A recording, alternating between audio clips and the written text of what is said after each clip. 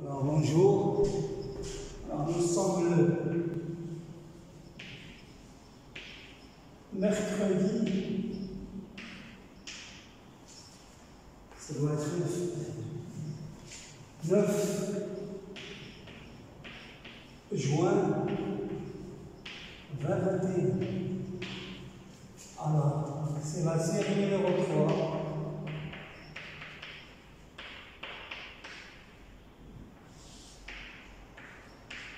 L'exercice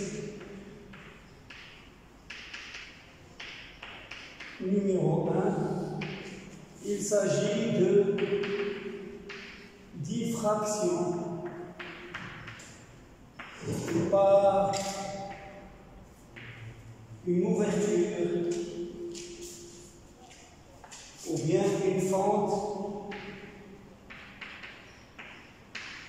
rectangulaire. Moi, je préfère ouverture rectangulaire par une ouverture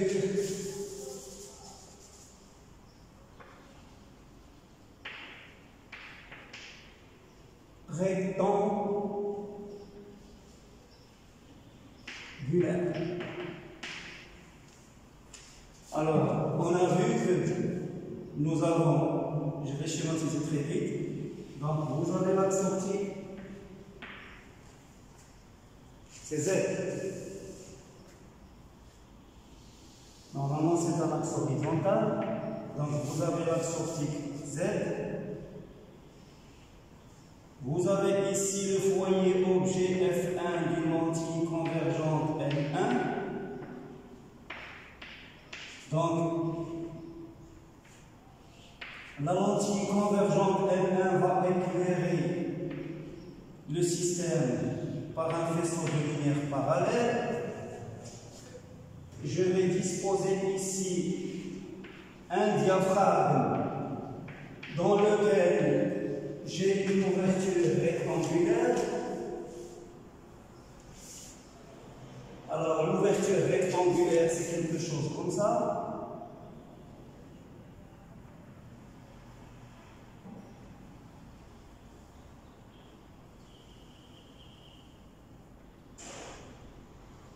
D'accord?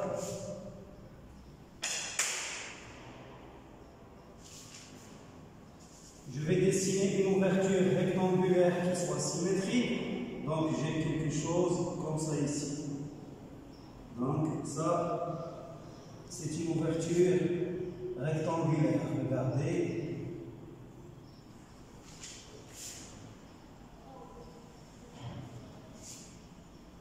Une ouverture rectangulaire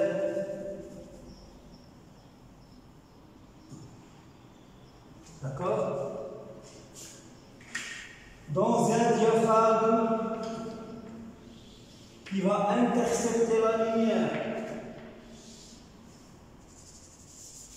d'accord.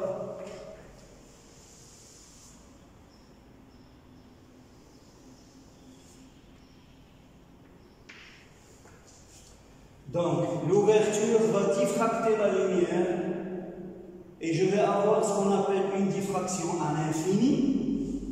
Je vais mettre une lentille L2 qui va intercepter les rayons lumineux qui vont émerger de l'ouverture angulaire et cette lentille convergente va projeter la figure de diffraction sur un écran E qui se trouve au foyer principal, image de la lentille L2. Donc voilà l'essentiel du dispositif interférentiel que vous avez vu au teclé d'ailleurs. D'accord? Bien. Donc ça c'est l'axe optique. Et nous avons montré que l'intensité en un point M.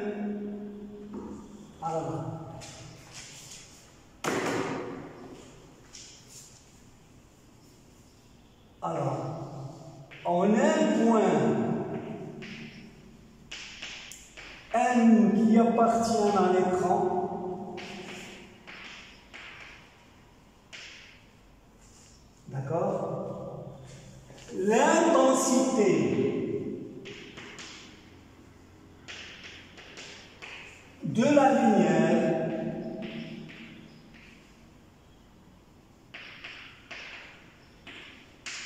s'écrit.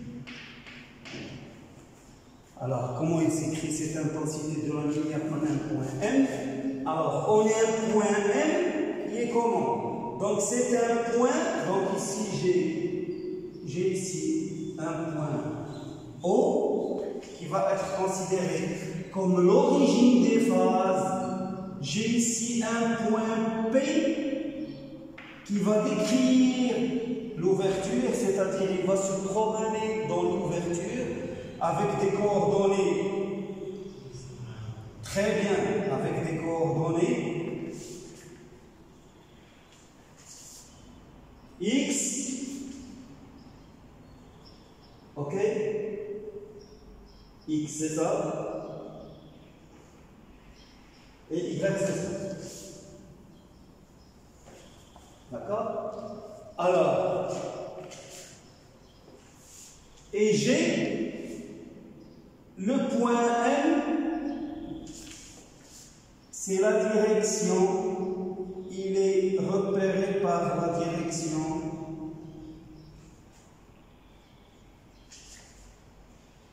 U. Donc ici c'est M, et ça c'est la direction U. Alors, l'intensité de la lumière s'écrit, je vais l'écrire I, dans la direction U, au point M qui est ramené de l'infini à l'écran par la lentille convergente L2, donc il est égal à quoi? C'est un coefficient multiplicatif multiplié par A au carré, multiplié par la surface S de l'ouverture, multiplié par sinus de pi A alpha 0 moins alpha pi NA. Pi NA, l'indice de réfraction. Pi NA alpha 0 moins alpha sur lambda divisé par pi NA alpha 0 moins alpha sur lambda, le tout au carré, multiplié par sinus pi n b bêta 0 moins bêta divisé par lambda pi n b bêta 0 moins bêta divisé par lambda au carré. J'espère que je ne me suis pas trompé, d'ailleurs je vais vérifier. C'est bien ça.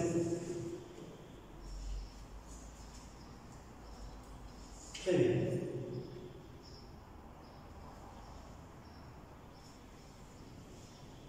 Bien.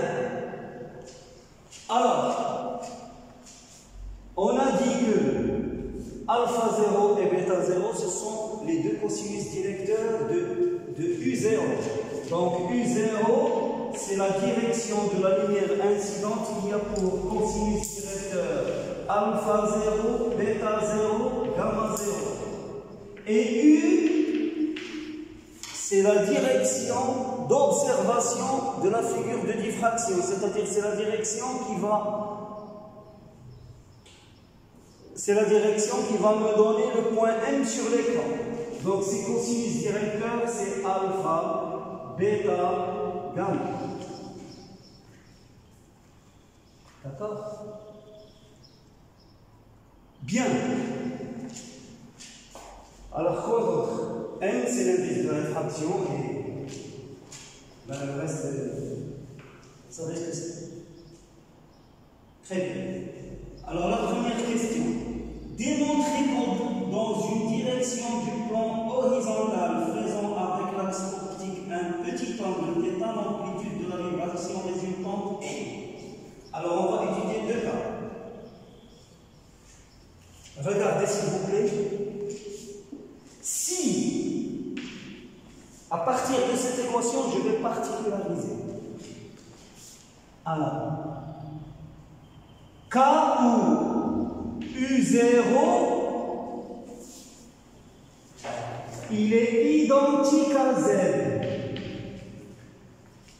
C'est-à-dire, ça c'est un cas particulier, lorsque l'onde incidente est parallèle à l'axe optique.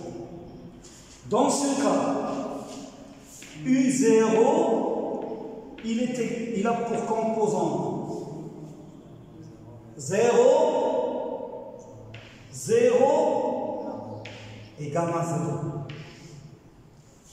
D'accord? Alors, dans ce cas,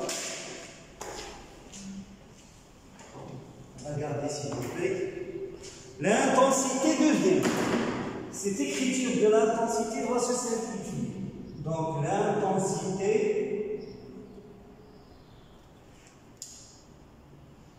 I devient. Alors, qu'est-ce qu'elle devient? Donc, 2 points I dans la direction U.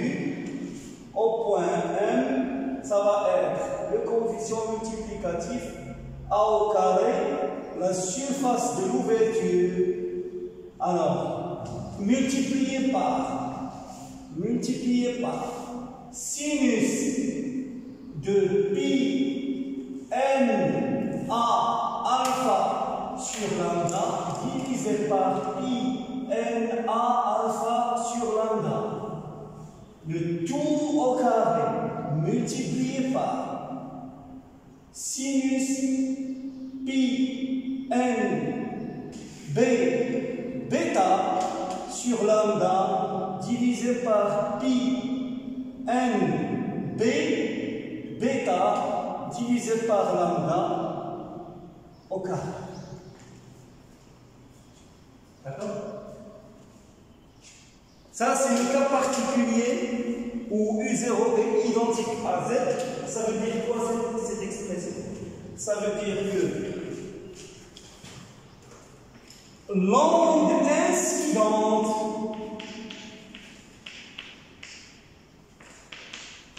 est parallèle à l'axe optique.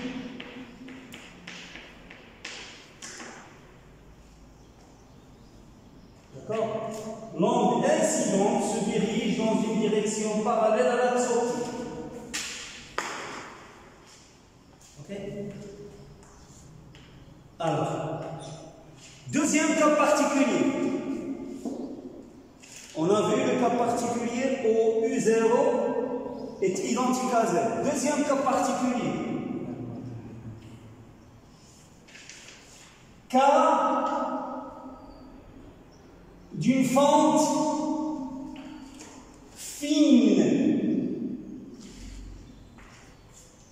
C'est-à-dire, ça veut dire quoi une fente fine? Puisque au départ, j'ai une ouverture rectangulaire. Ça veut dire, soit la largeur est très petite par rapport à la longueur, ou bien la longueur est très petite par rapport à la largeur. C'est ça ce que ça veut dire. Ça veut dire quoi? Donc on va prendre le premier cas.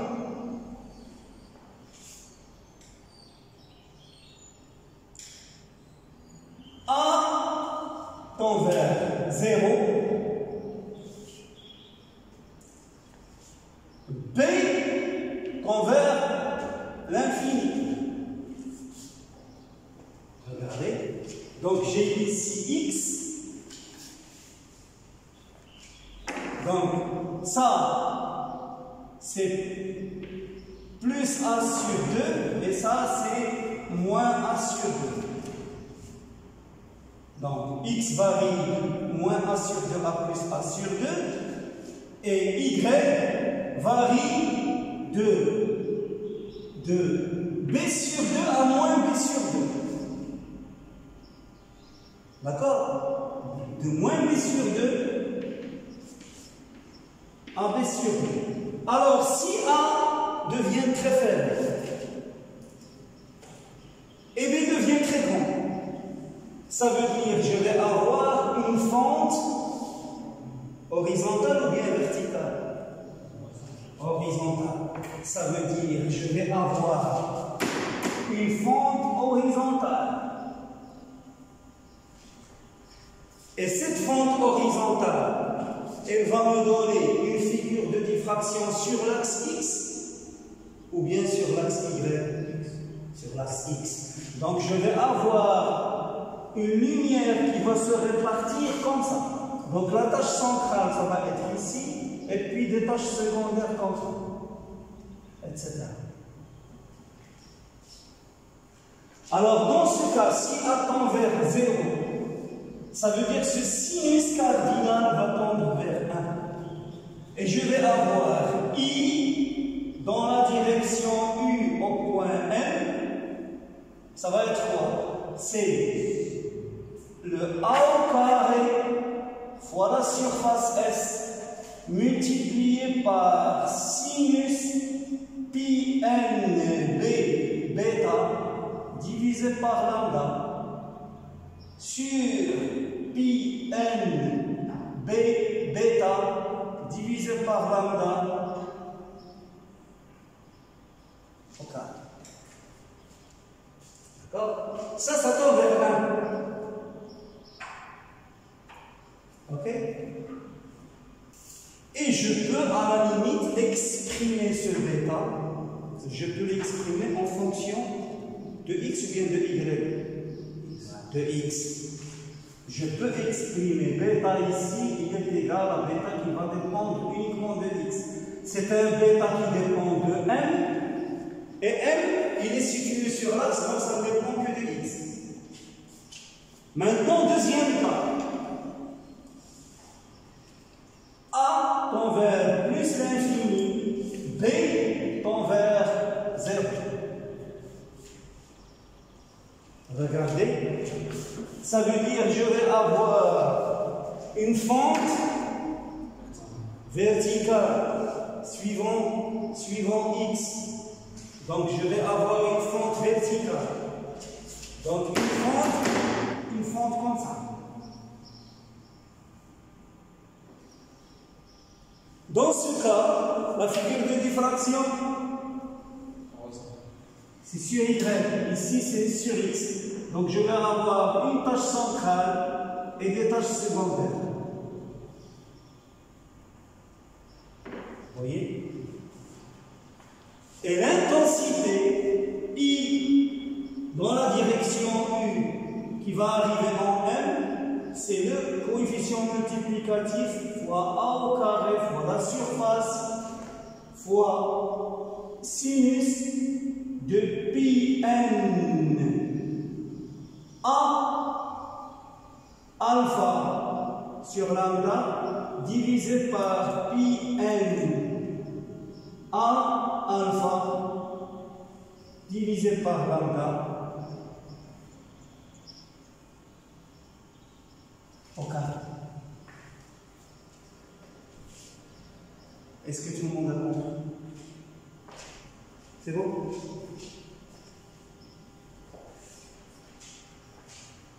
Bien.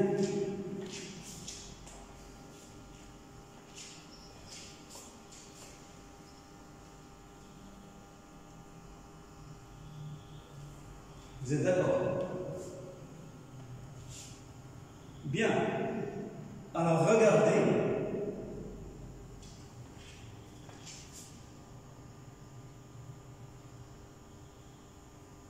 Je vais choisir un cas entre les deux. Moi, chez moi, à la maison, lorsque j'ai effectué le calcul, j'ai choisi le cas où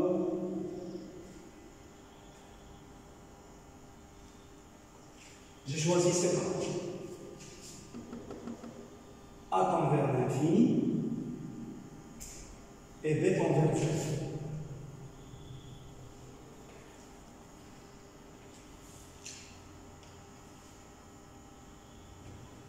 Bien. Alors, dans ce cas, regardez. C'est quoi le alpha? On va déterminer ce alpha. Alors, le alpha, regardez s'il vous plaît. Je vais déterminer le alpha.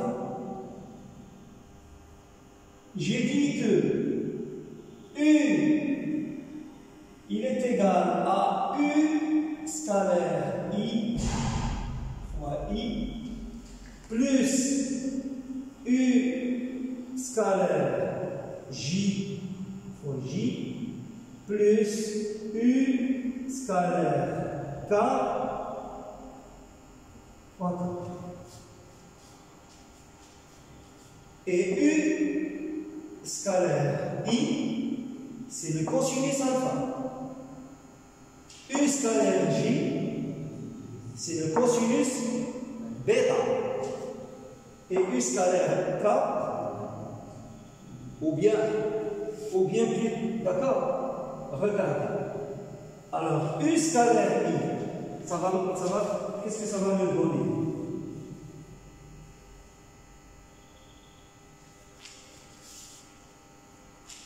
J'ai dit que, regardez, donc je vais avoir alpha, ça c'est égal. Plutôt, non pas cos alpha, mais alpha I plus bêta J plus gamma K.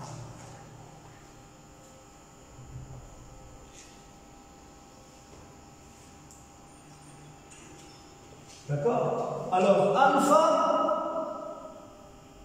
c'est égal à U scalaire I.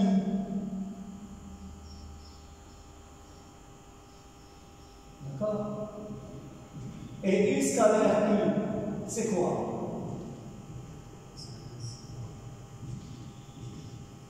Regardez.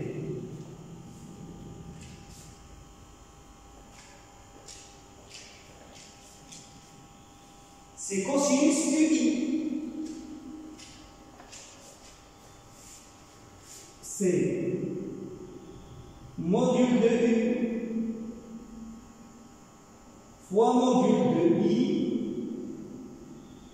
fois cosinus de l'angle entre U et I.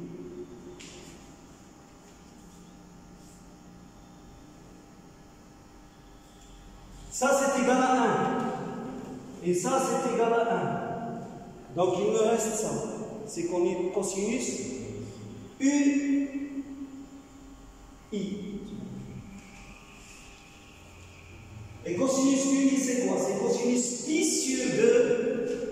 Parce que regardez, vous avez I, j'ai I, c'est le vecteur unitaire de l'axe X, et j'ai Z avec son vecteur unitaire K. Donc j'ai le vecteur U, il est dirigé comme ça. Donc le cosinus de cet angle, c'est le cosinus de pi sur 2 moins cet angle. Donc le alpha, c'est égal à cosinus quoi? Pi sur 2 moins l'angle qui est entre quoi et quoi? L'angle qui est entre U, très bien, et K. Or, l'angle qui est entre cosinus pi sur 2 moins alpha, c'est quoi? Cosinus pi sur 2 moins alpha, c'est sinus alpha. Donc le alpha, il est égal à sinus de l'angle entre U et K. Et l'angle entre U et K, je vais le nommer θ. Donc c'est égal sinus θ. D'accord?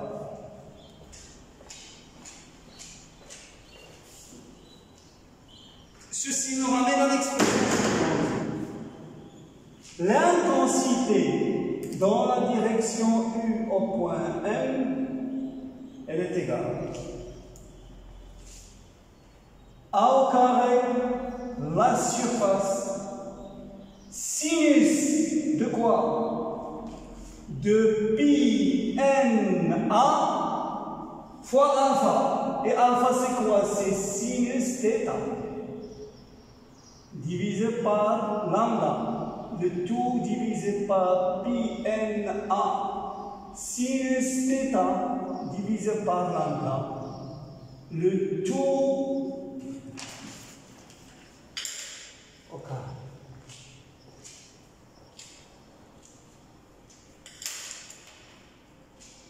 D'accord?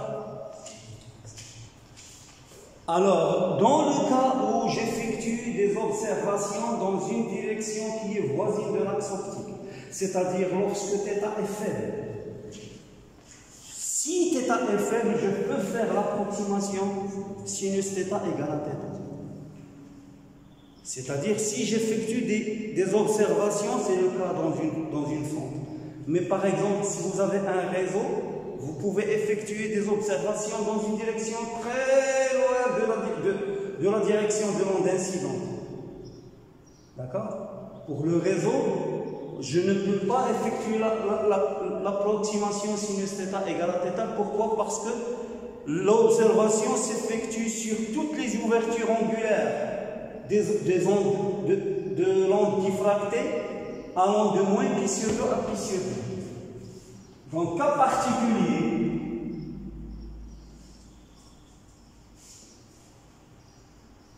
alors, un dispositif interférentiel dans l'air, ou bien un dispositif optique dans l'air, ça veut dire n égale à 1, et θ faible.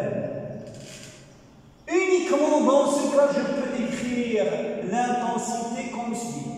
I de m a au carré S, ok, sinus pi n a θ divisé par lambda, pi n a θ divisé par lambda,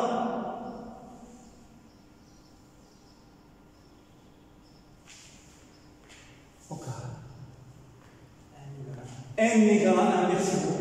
Donc je peux me débarrasser de, enfin je peux éliminer le N, puisque c'est un dispositif qui se trouve dans l'air. D'accord? Bien. Donc on a répondu. Ça, c'est la question 1. Donc, tout ce qu'on a fait jusqu'ici, c'est uniquement pour avoir la question 1. D'accord?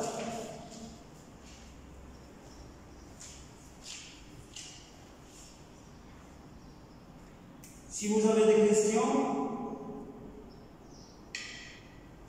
alors, deuxièmement,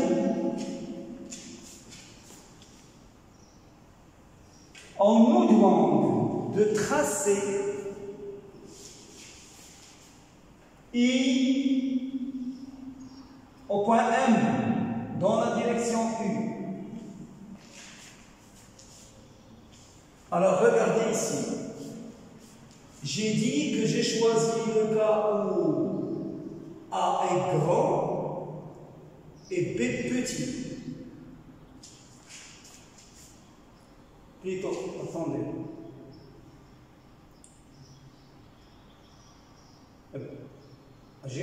Vous m'excusez, je me suis trompé. Je me suis trompé. Faites bien attention. Exact. Exact. Exact. J'ai pas fait attention. Exact. Regardez s'il vous plaît. Ben oui. Lorsque A tend vers 0. D'accord? Et B tend vers l'infini. Qu'est-ce que je vais éliminer? Allez, il faut faire attention. A tend vers 0. Regardez s'il vous plaît.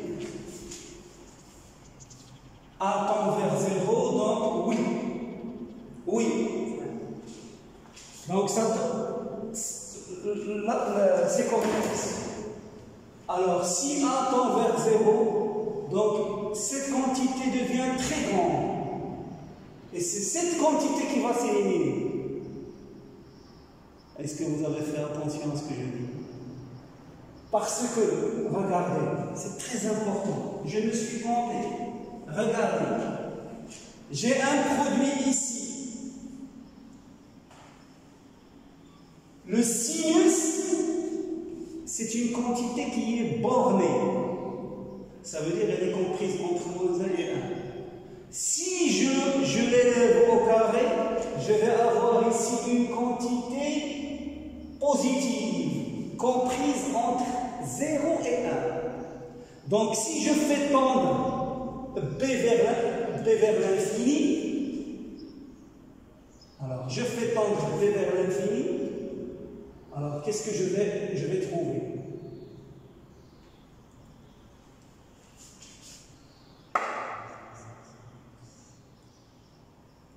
Et je fais tendre A vers 0.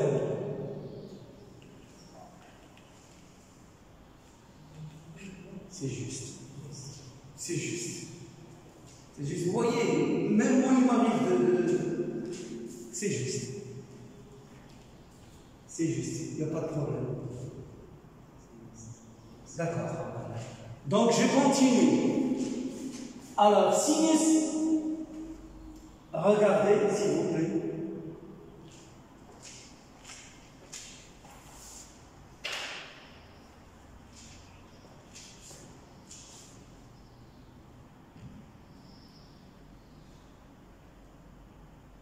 Non. On a la limite sur x tend vers 0, c'est sur x tend vers 1. Exact. Exact. Donc lorsque A tend vers 0, je vais avoir ici petit a. Oui. Bon, l'essentiel, faites bien attention à ça. Faites bien attention à ça. Regardez, il faut que je revienne à l'expression de départ.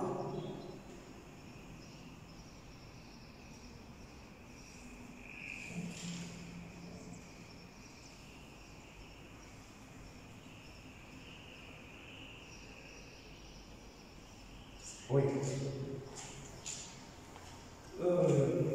Donc ici, je vais avoir A alpha.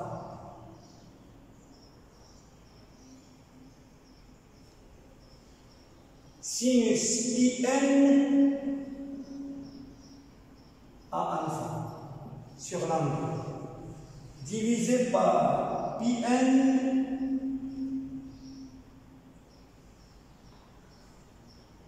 A alpha. Vous corrigez ici.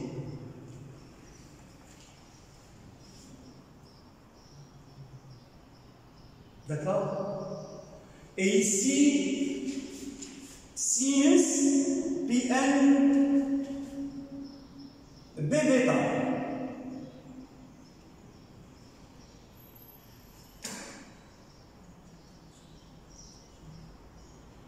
Pn B bêta. Pn B bêta.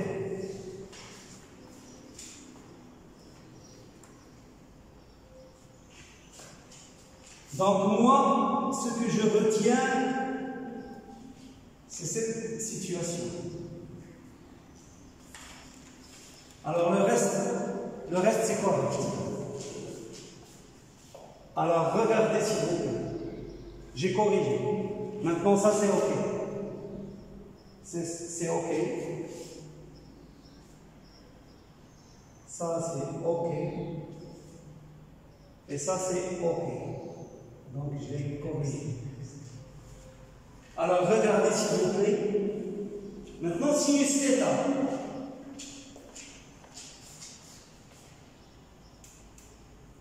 Sinus θ, j'ai dit.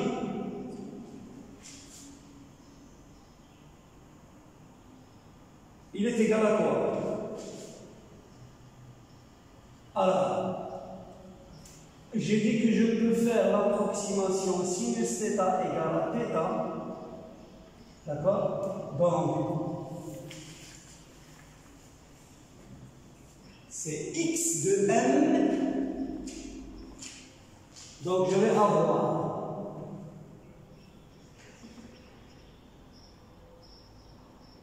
pour, je vais l'exprimer en fonction de sinus carré. C'est pas la peine que je. D'accord? I de m, donc je vais I de sinus θ. Alors regardez. Alors cette quantité, quand est-ce qu'elle est maximale?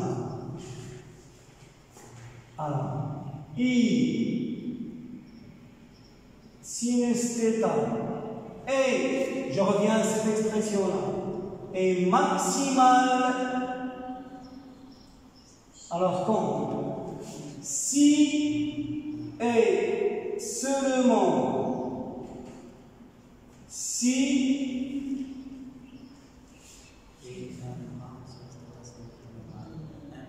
oui.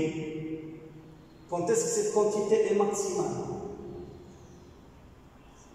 Si l'argument c'est ça égale à 0. Et n'oubliez pas que ici θ, je tiens à le signaler, θ, il est compris entre moins pi sur 2 et plus pi sur 2. C'est-à-dire que dans la figure, regardez, lorsque le rayon arrive, il passe à travers l'ouverture,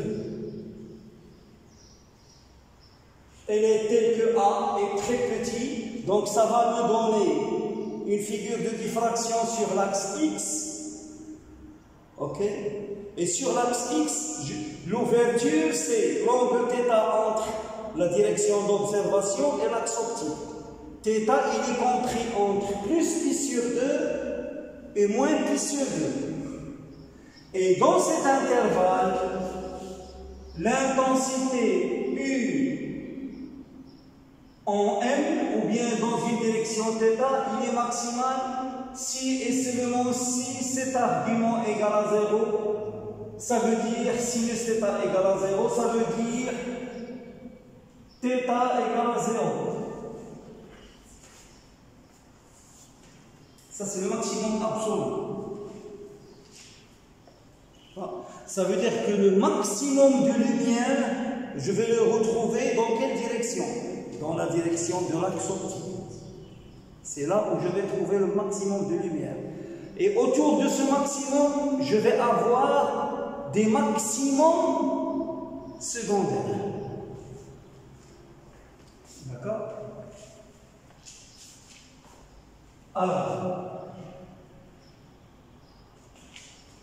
les maximums secondaires, ou bien, regardez, ou bien cette quantité est maximale. Et cette quantité, elle est maximale quand l'argument, il est égal à pi sur 2 plus pi n a sinus θ divisé par lambda.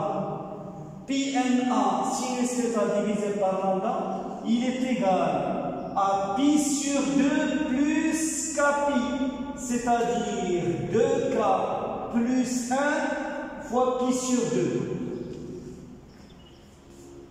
Pi sur 2 plus kpi. Est-ce que tout le monde a compris ça? Et ça, c'est quoi? Ça veut dire que sinus θk, car ici n'a rien à voir avec ce cas. Ça, c'est un entier. Je peux à la limite, je peux le remplacer par 2m plus 1 fois pi sur 2. Alors, sinus θk, c'est égal à quoi? Il est égal à 2 fois k plus 1. Je simplifie par pi. que multiplie 1/2, que multiplie lambda divisé par NA. Si l'indice de réfraction est égal à 1, ceci va me donner la situation suivante. Sinus θ égale à 1/2 2k plus 1, 1/2 2k plus 1 que multiplie lambda sur A. Ça c'est un maximum, ça c'est les maximums secondaires. K dans ce cas il est égal à quoi? K il est égal 0, 1, 2, 3 ou bien 1, 2, 3? 1, 2, 3. 0. Le 0 aussi, il est compris. 0, 1, 2, 3. 0, 1, 2, 3. C'est-à-dire, K, c'est un élément naturel. Il appartient à 1. Je dirais même Z.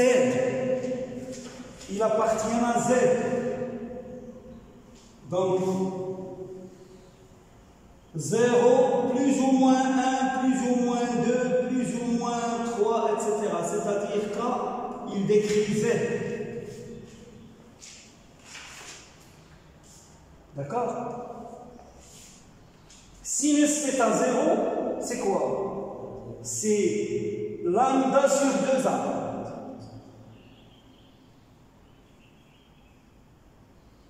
D'accord? Enfin, on verra bien. Dans la cour, je verrai bien est-ce que je dis vrai ou bien je me trompe. Alors maintenant, ça c'est pour le maximum. Pour le minimum, il ne pose pas de problème. Regardez si vous voulez.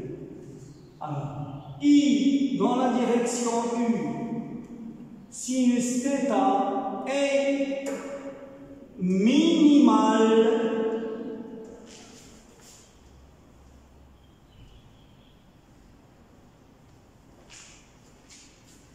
Alors, si et seulement si et seulement si le numérateur s'annule, ça veut dire cette quantité égale à capi. D'accord? Si et seulement si, pi na sinus θ est sur lambda égale K fois pi.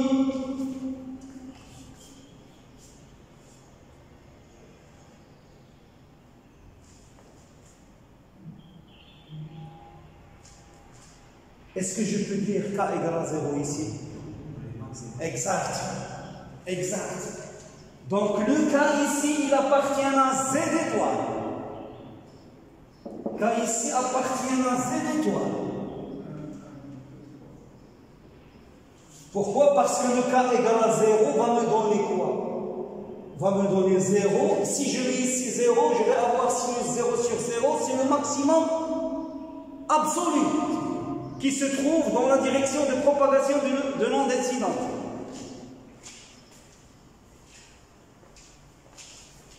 Alors, ça veut dire quoi? Ça veut dire que sinus θk, il est égal, je simplifie par pi, K lambda sur Na.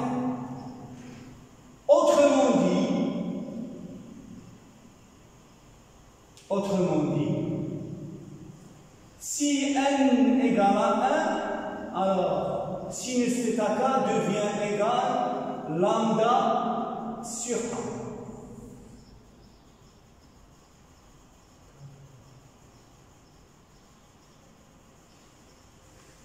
D'accord?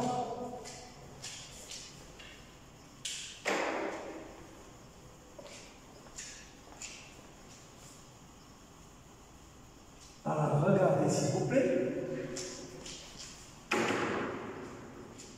Qu'est-ce que je vais...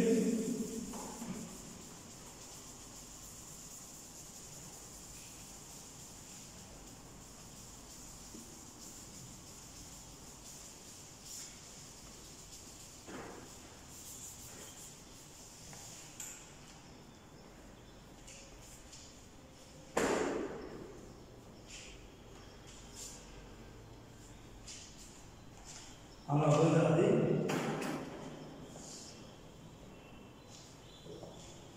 Donc je vais dessiner cette intensité, regardez.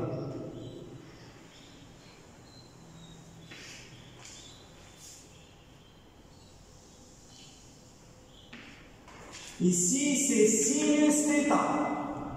Et ici c'est U, donc I, l'intensité dans la direction U de sinus θ. Je vais commencer par les ailes. Regardez s'il vous plaît. Ici j'ai un minimum. Ici un deuxième minimum. Un troisième minimum. Etc. Quatrième minimum. Là j'ai un maximum. Là j'ai un premier minimum. Un deuxième. Un troisième. Un quatrième.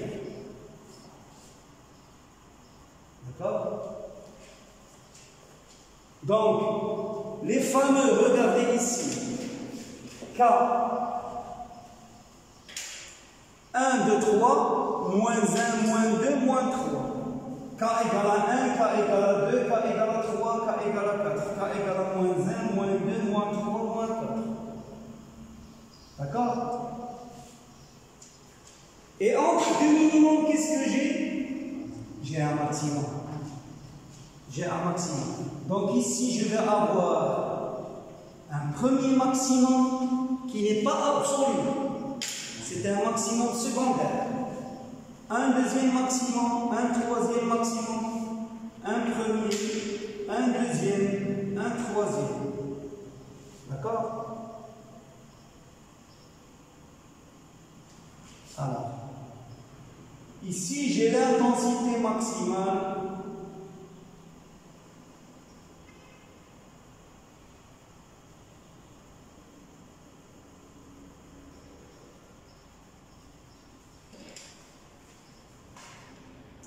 C'est ça la tour que vous allez déterminer dans la séance, à l'issue de la séance de travaux pratiques. D'accord? Vous allez tracer une courbe comme ça. Vous excusez mon schéma, j'arrive jamais à dessiner un bon schéma. Ni une belle courbe.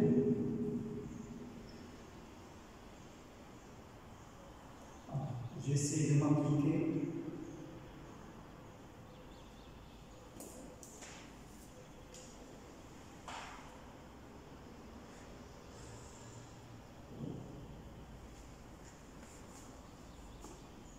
D'accord? Je corrige du mieux que je peux. C'est haut. C'est ça.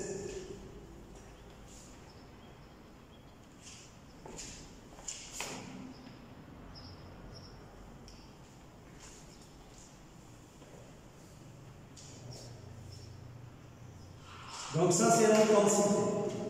Alors, ici sinus θ égale à quoi? Lambda sur A, 2 lambda sur A, 3 lambda sur A, 4 lambda sur A, moins lambda sur A, moins 2 lambda sur A, moins 3 lambda sur A, moins 4 lambda sur A.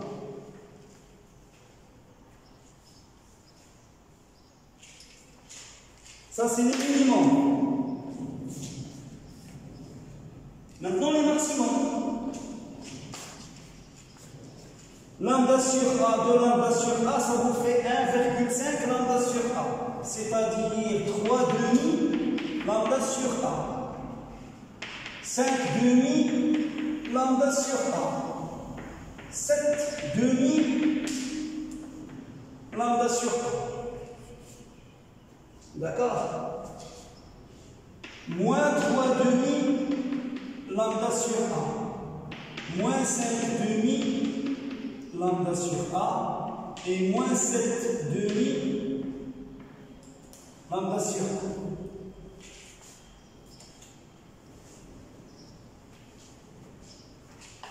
on va vérifier la formule de tout à l'heure. Correct ou pas? Alors, il est où? Alors, donc je ne peux pas mettre le 0. Regardez. Il faut que je mette 1 ici pour avoir le premier maximum. Donc il n'y a pas de 0. Vous corrigez. Là aussi, je me suis trompé. Donc K, ici, Z étoile. Vous voyez? Parce que si vous mettez 0, ça va vous donner 1 demi-lambda sur A, et 1 demi-lambda sur A, c'est dans la tâche centrale. 1 demi-lambda sur A, il est ici. Donc c'est le 3 demi-lambda sur A, c'est-à-dire il faut sortir de la tâche centrale. Donc ici, c'est Z étoile. Ok, corrigez. Et vous barrez le 0. Donc vous voyez, mine de rien, il y a des pièges. Même moi je me suis trompé tout à l'heure. Il y a des pièges. Ça paraît calculatoire. Lorsqu'on domine le calcul, on dit ça y est, j'ai dominé le calcul. Mais faites attention. Il faut toujours faire réfléchir, faire travailler la cervelle parce qu'on risque de commettre des petites erreurs. Donc je pense que j'ai répondu à la deuxième question. Ça c'est la deuxième question. Jusqu'à ce niveau, c'est la deuxième question. Et ça c'est l'intensité maximale. Et l'intensité maximale, je vais la mettre, regardez, elle est égale à quoi? L'intensité maximale, c'est égal A au carré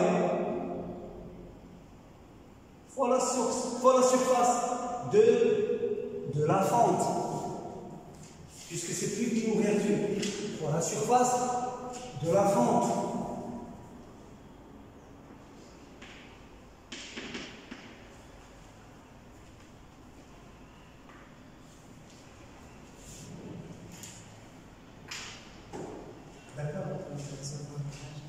Non?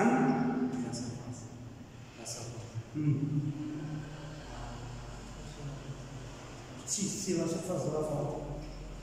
Obligatoire.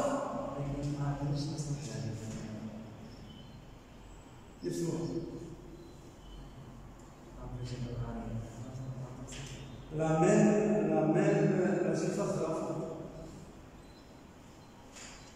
La même. Non, il n'y a pas de problème d'unité. Non. Au contraire, si vous ne mettez pas la surface, vous aurez un problème d'unité. D'accord? Vous aurez un problème d'unité.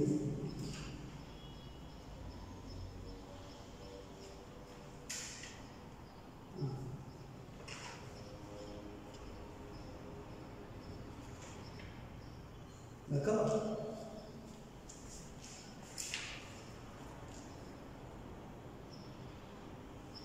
Donc, a priori, le A,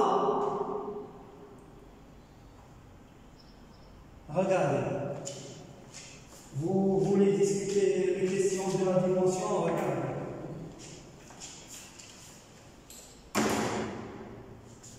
Ça, c'est sans dimension. Ok?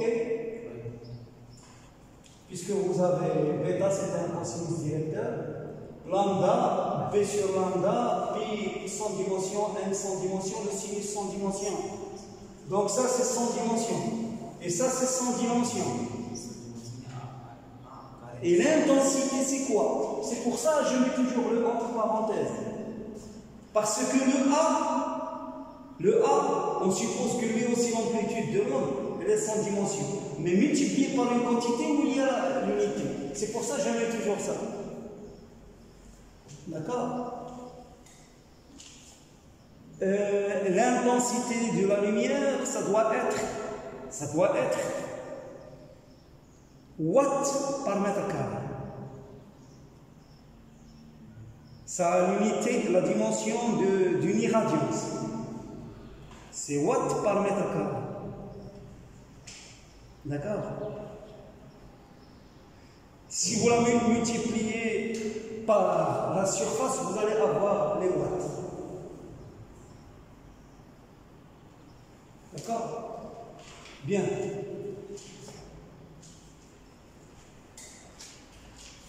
Alors, je ne sais pas, je voulais dire quelque chose. Oui, pour c'est qu'à limite, je reviens au cas limite. Lorsque à tend vers 0, cette quantité, ça c'est borné compris entre -1 et 1, et ça va tendre vers 0. Donc ça devient très grand par rapport à ça. D'accord? Et on aura cette heure. Normalement, le petit p, je peux l'éliminer de s, et il n'y a plus de problème. Donc, vous voyez. Et dans le cas contraire, dans l'autre cas, pas le cas contraire, lorsque b tend vers 0, je retiens le p ici, p bêta. D'accord? Bien. Donc, je vais faire une pause et puis je réponds à la question de fente.